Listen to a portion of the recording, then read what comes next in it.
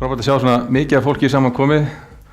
Eins og nefnt að þá erum við nú svona nördarnir hérna sem eru búin að vera lengi í þessu, þá var það nú svona seint á síðustu öld sem þetta rúllaði af stað með miklu pomp og prakt og allir held að við myndum bara henda blekpennunum mjög fljótlega eftir aldamótin. 2000 vandinn væri sá að það myndi enginn finna neitt penna neins staðar. Það reyndist nú ekki alveg þeirra. En það er gaman að við erum komin hingað og hérna ég tek undir við Sigga, þetta er stór dagur að það er komin praktísk auðveld þjónusta sem að byggir á rafrænum undirskriftum og algengasta spurningi sem ég er búin að fá núna undanfarnum vikum frá mínu viðskiptavinum er þetta örugglega löglegt? Það er það sem að spretti fyrst upp í hugan. Þannig að það er það sem ég ætla að rúlla í gegnum hér, það er að segja hvert er lagalegt gildi rafrænna undirskrifta. Og ég ætla að gera þetta í 4 pörtum. Ég ætla að aðeins að velta stuttlega fyrir mér af hverju undirskriftir, af hverju yfir höfuð er það auðkenningarleiðin sem við hefum lent á og af hverju treystum við því svona blind. Því þegar við fyrir aðeins að kíkja á þetta þá er þetta afskaplega brothætt leið og alls ekkert sjálfgefið að við ættum að treysta henni jafnvel mikið eins og við gerum. Þessar hefðbundnu undirskriftir. Og svo hvaða lög það eru sem að fjalla rafrænar undirskriftir og fer aðeins í gegnum þau.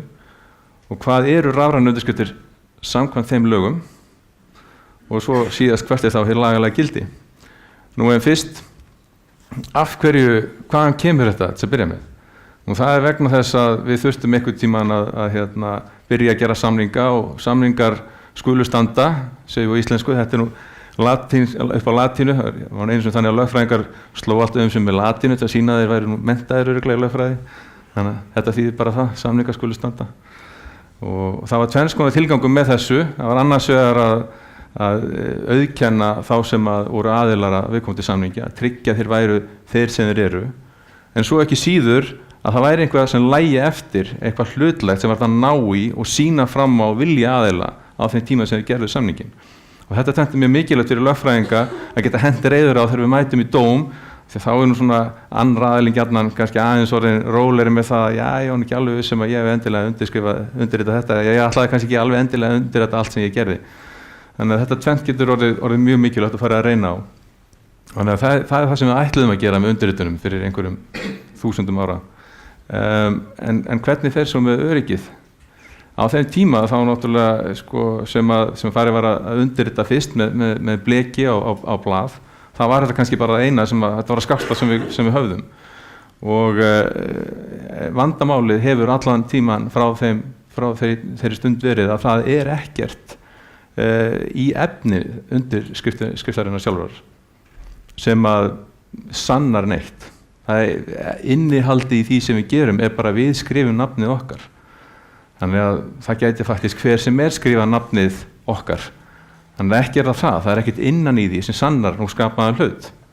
Annað heldur en einhver veit hvað við heitum. En tæknin við að undirrita heldur ekkert sérstök, það er blek sett á blað og það að tengja það svo við einhver tiltekinn einstakling og reyna að sýna fram á að hann hafi nú örugglega gert þetta, skrifað nafnið sitt með bleki á blað, að það getur orðið mjög brothætt og mjög flókið. Og þegar að reynir á því fyrir dómi, að þá verða dómstólar oft í svona svolítið sérstakri stöðu og ég tók þetta með Gannits að gefa ykkur aðeins innsýn í það er þessi dómur í máli númer 40 frá 2006. Ég tók hann bara hand á við, margir svona dómar. Þetta er dómur rithandar rannsóknir og þar var vandamálið það að einhver hélt í fram að hann hefði ekki undirritað skjal og einhver annar hélt í fram að hann hefði gert það. Og í dómnum, í Hæstaréttardómnum, þá segir það var fjallað að þetta skjölin voru send til Svíþjóðar því þar eru rithandar sérfræðingar og niðurstaða úr þessari rannsókn var þessi að það veri ósennilegt að Uppsölon sem svo kallaður í dómnum hefði ritað nafn sitt á skjölin og það var jafn ósennilegt í öllum tilvikum að viðkomandi hefði sjálf ritað nafn sitt og að rannsóknin hefði leitt í ljós að mjög sennilegt væri að það væri samt sami maður sem hefði undirritað öll þau skjöl sem ræddi. Þannig að maður heldur að maður lesa betur hvað kemur þetta. Jú, það er vissar samsvaranir, sögðu síðanir, sem hefði verið á milli þessum nafnundirritunum í hinum þessum skjölum, en samt ekki alveg nægilega til þess að hægt að segja neitt hverjir hefði átt hluta máli. Hvað segir svo Hæstiréttur? Jú, hann segir að flott, við erum komið rithandarannsókn og með rithandarannsókn þessari sem mælir hæsta stig líkinda fyrir því að viðkomandi hafi ekki sjálfur skrifað nafn sitt þykir nægilega sannað sú fullyrðing ákærðu að Uppsölun hafi sjálfur ritað nafn sitt á skuldabréfið vera röng. Búið. Það er byggt á þessu. Það er vangaveltum manns í Svíþjóð það hvað honum sýnist þegar einhver leggur fyrir hann nokkur mismunandi blöð með bleki á. Þannig erum við í dag, mín stétt. Þannig að það sem er á leiðinni er á mörguleyti rosalega spennandi. Nú, þetta var svona aðeins af hverju undirskriftir. Og hvaða lög eru það svo? Þetta er nú svona eina af þessum glærum dauðans. Ekki bara fullt af texta heldur, lögfræði texta og lagatilvísanir. En ég lofa að þetta verður mjög sásauka lítið. Við erum með þessi lög frá 2001 og þau innleiddu tilskipun eins og allt annað hjá okkur í dag við innleiðum tilskipanir hægra og vinstri. Það er engin lög með lögum nema þau innleiði tilskipun og þessi innleiddi tilskipun rafrænar undirskriftir.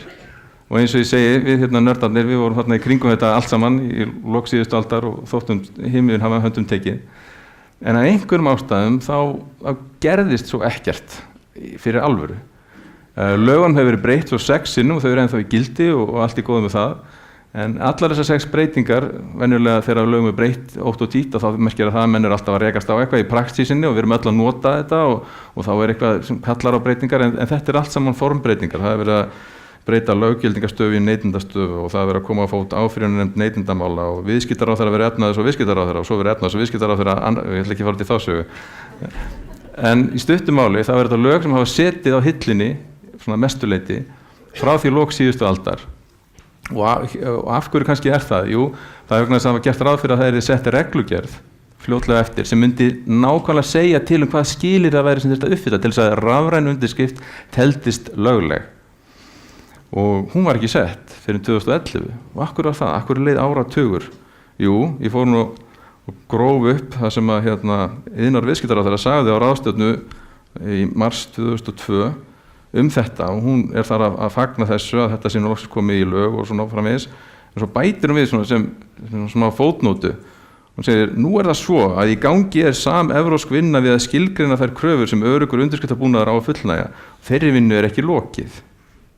Því er ólíklegt að undirskriftabúnaður muni verða viðurkenndur sem öruggur í nánustu framtíð og því ósennilegt að fullgild rafræn undirskrift verði til á næstunni. Þannig að það liði þá einhver ár þangað til að þessi tilskipun, þangað til að þessir staðlar og kröfuskjöl voru sett og þau svo tekin upp í þessa reglugerð 780/2011. En þau eru þar núna í viðauka og þeir staðlar lúta að tvenns konar hlutum. Það er annars vegar að því að hvert er innihald hinna fullgildu vottorða og hins vegar hver eru vottunaraðilar og undirskriftabúnaður og hver eru kröfurnar til þeirra. En ég ætla nú kannski aðeins að geyma þetta til að við förum í að útskýra rafrænar undirskriftir. En þetta er sem sagt svona lagaramminn og þetta er lögin sem við búum við í dag. Þannig að þau eru tilbúin, loksins, sem voru tilbúin 2011 og grundvöldum þess eru menn út að markaði farnir að rúlla á stað og búið til pródúkt og við lögfræðingarnir bíðum eftir að þetta auðveldi okkur lífið þegar kemur að því að sanna hverjir stóðu að samningum. Það sem er svo á næstu grösum, það er þessi reglugerð 910/2014 sem að Siggi nefndi í sínum inngangi, eða EIDAS reglugerðin, og hún tekur gildi 1. júlí 2016 og hún fellir þá úr gildi þá gömlu og bætir við fleiri reglum og meðal annars þá sem eru starfandi á markaðnum að nýta þessar rafrænu undirskriftir. Hún stækkar litið skópið. En það er svo sem ekki það sem við ætlum að tala um í dag, heldur hvert er lagalegt gildi í dag. Og hvað eru þá rafrænu undirskriftir samkvæmt þessum lögum?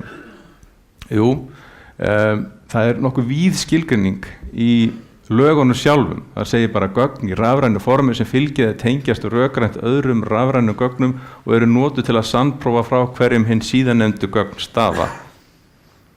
Á mannamáli getur þetta bara tekið til hvers sem að mönnum dettur í hug liggur við. Til dæmis að þá eins og bent á í greinargerðinni, þá tekur þetta til undirritana í tölvupósti. Skannaðar eiginhandur undirritanir, vefsíðu fang, líffræðileg kennimerki eins og fingraför og eitthvað slíkt. Þetta tekur rauninni bara til hvers sem er. Bara allt sem að þú getur með einhvern hætti tengt við einstaklingin það hægt og í rafrænu formi, það hægt að kalla það rafræn undirskrift. En af hverju eru þá að standa í öllu þessu? Jú, það vegna þess að það áttur að lögin segir þetta að það er víð skilgreining á sjálfu hugtakinu rafræn undirskrift, að þá nota lögin það í annarri og þrengri merkingu. Allt annarri og miklu þrengri. Og þar, í þessari þrengri merkingu, þá þetta orðið tengt við dulritun og dulráning sendingarinnar, sannprófa rétt efni hennar, uppruna og sendanda. Þetta er lykillinn. Þegar við erum að ræða rafrænar undirskriftir, þá erum við ekki að tala að senda hvort það eru PDF-skjöl sem skannað eintak af afrit af blaðið þar sem við erum búin að skrifa eitthvað með bleki. Við erum að tala ákveðna útfærslu á rafrænum undirskriftum sem byggir á dulritun. Nú.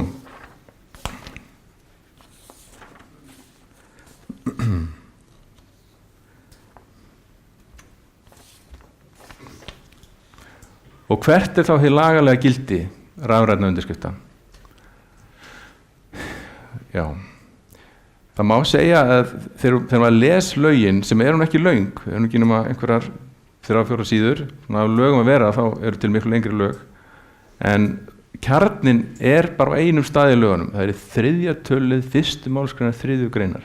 Þegar maður les þá stuttu grein og skilur, og þá skilur maður hvað rafræn undirskrift Þannig að þar eru sett fyrst skilyrðin að þetta sé útfærð rafræn undirskrift.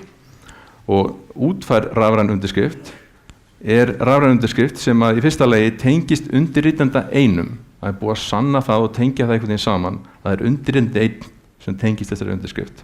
Í öðru lagi, hún til þess fallin að bera kennsl á hann. Og í þriðja lagi, hún ger með einhverju aðferð sem að eingöngu á forræði hans að gera og hún tengd gögnum á þann hátt að hvers konar breyting verður greinileg.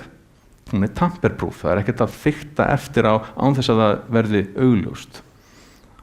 Þannig að það það sem heitir útfærð rafræn undirskrift. En við erum að skilgreina hvað fullgild rafræn undirskrift þannig að útfærð rafræn undirskrift, hana þarf að styðja fullgildu vottorði. Þannig að það einhver vottunaraðili sem þarf að gefa út eitthvað sem heitir fullgilt vottorð. Og fullgilt vottorð skilyrðin fyrir því svo talin upp í 7. greininni og þar eru 9 eða 10 atriði sem þarf að koma fram í vottorðunum og svo þarf að gera þeim með öruggum undirskriftabúnaði.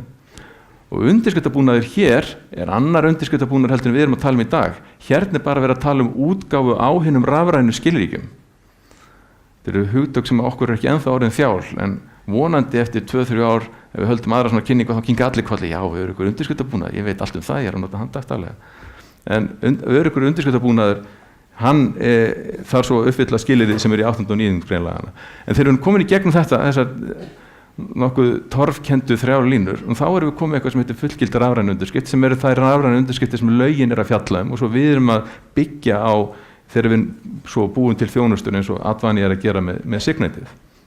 Þannig að lagalegt gildi, ef við draugum það nú saman, niðurstaðan hjá okkur þessi, að hún tvíþætt. Hún annars vegar þessi, í 1. málsgreininni, að ef að undirskrift skilyrði í einhverjum lögum, nú þá löggjafinn núna búin að segja, já það allt í lagi að ef að krafist bleks á blaðegstaðar og þú uppfyllir þessar 3 línur hérna, að þá máttu skipta henni út fyrir rafrænar undirskriftir sem eru svona. Allstaðar, í öllum lögum. Og þetta stórt skref. Þannig ef einhver lög eftir að segja, það einungi sagt að ganga frá þessum með skriflegum samningi milli aðala, nú þá hægt með þessum hætti örugglega alltaf að uppfylla það. Ef að hægt að koma rafrænum aðferðum við á annað borð.